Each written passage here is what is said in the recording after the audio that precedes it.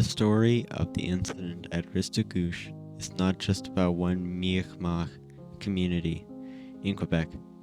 It's part of a bigger story of people who have struggled for their rights, their identity, and their position in the world.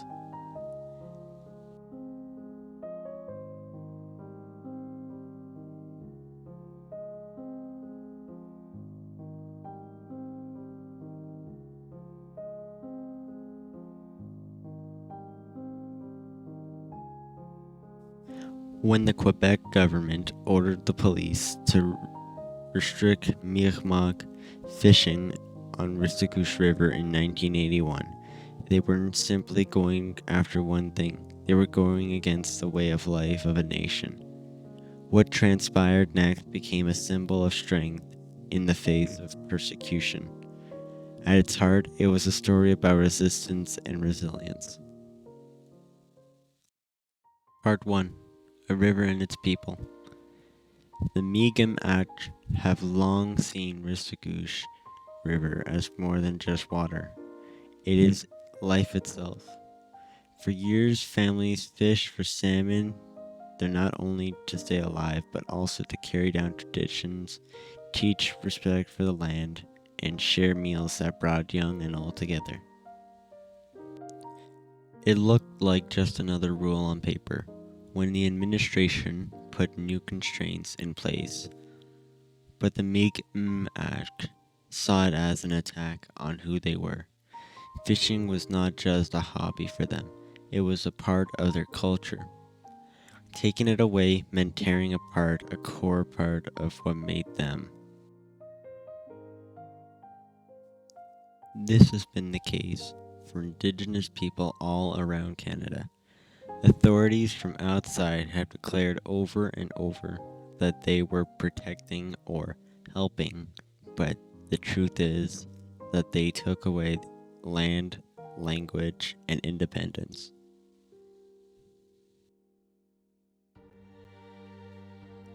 Part 2: The Raid. In June 1981, when the police in Quebec came to take salmon nets, Mi'kmaq households fought back, understanding this wasn't about the fish, but about whether they could survive as Mi'kmaq on their own territory. Helicopters flew through the skies when the raid started. Officers attacked the neighborhood, wearing riot gear. They went for the nets, boats, and the people who were brave enough to keep them in water. The Mi'kmaq didn't fight back with firearms. They were strong because they were together, brave, and knew that their forefathers had been through harsher times before. The Mi'kmaq said that they had the right to fish for salmon, to eat, and to stay alive, no matter what the rules were in their province. Fishing was not just economic activity, but a part of their culture and treaty rights. The Mi'kmaq spoke out and protected their way of life, just like many others had done before them. Despite government pressure, the Mi'kmaq continued to fish and practice their traditions. It wasn't only about the salmon nets, but also about who owned the land, the water, and the future. What happened was scary, but it also showed the strength of the Mi'kmaq, who would not give up even when faced with overwhelming force. Part 3: What happened next? The raid shook the community. It hurt, scared, and made people mad. But it showed us something. Resilience and being strong doesn't mean never getting hurt. It means not letting hurt define who you are. The interviews in the documentary show this truth. Elders talk about being determined. Dale Riley, president of the National Indian Brotherhood, stated, "This land will remain under Indian control, and that's how it's gonna stay." Parents talk about keeping their kids safe. leaders talk on how important it is to keep tradition alive. The raid couldn't change who they were, and Indigenous communities around Canada demonstrated their support.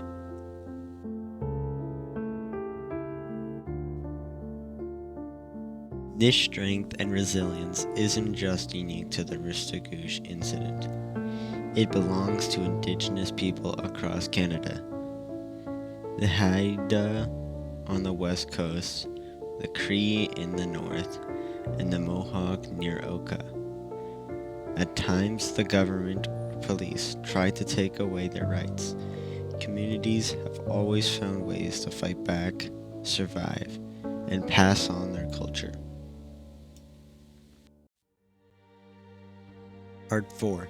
A Canadian story outside of Restigouche.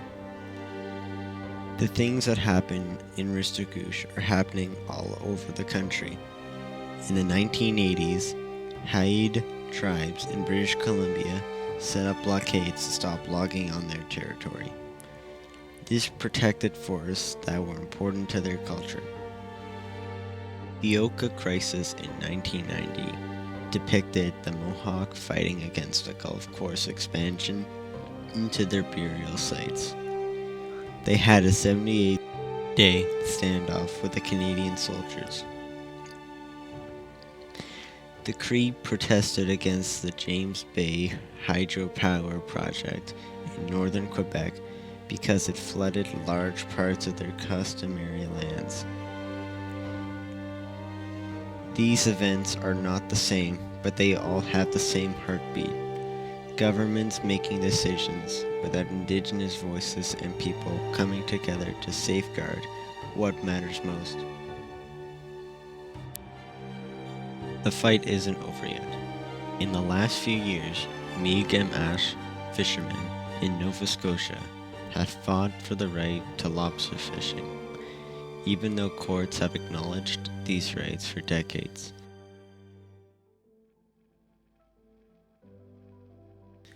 Indigenous youth all around the country are learning languages, bringing back ceremonies, and bringing back traditions that were previously illegal. These actions are also strong. They show that culture can survive even after many years of trying to suppress it. Restigouche is a part of a bigger story about Canada, a long history of Indigenous people not letting themselves be silenced. Part 5. A bigger story about people. The Mi'kmaq stand on the Restigouche River shows us that being strong is not just about staying alive, but it's also about retaining your culture and your purpose and your dignity.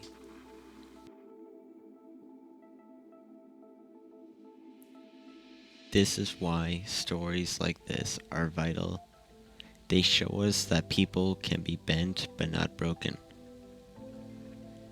Although the 1981 raid is over, the large narrative is still going. In Canada, Indigenous people continue to struggle for their respect, land claims, and fishing rights. Every protest camp, ceremony, and young person learning their language demonstrates strength.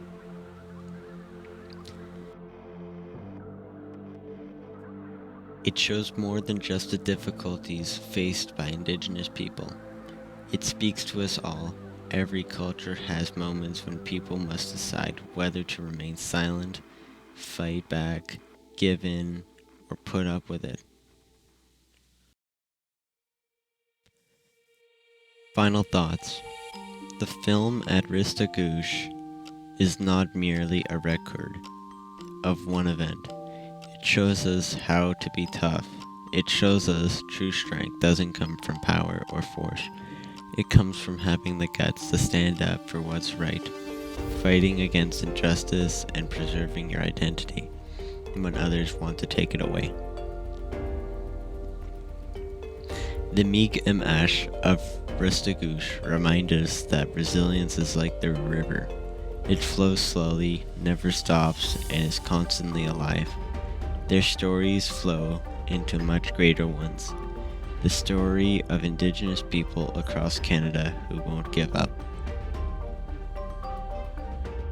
Their story isn't locked in the past. Every Indigenous group that fights for its language, rituals, and the right to live the way they choose is still strong. Restigouche is simply one component in a much wider story. The river is always there and active.